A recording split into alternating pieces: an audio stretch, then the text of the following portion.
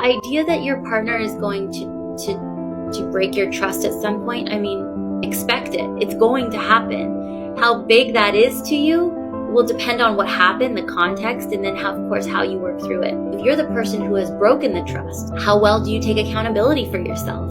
Are you able to speak to it in a way that is defenseless and not attacking? Like, you made me do this, or we haven't had sex in a year, that's why I had to go have sex with that person. It's like, are you able to take ownership over your own behaviors, and how do you communicate that and take accountability to your partner? Because the likelihood that person is going to want to give you another chance will really depend on how much contrition do you experience. Do you come back? Are you able to put words to it?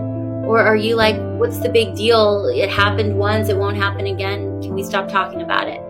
But the emotional connection has to be rebuilt before anything else. And that really comes back to self-awareness, self-reflection, accountability. How are you showing up? And are you able to take accountability for your behavior?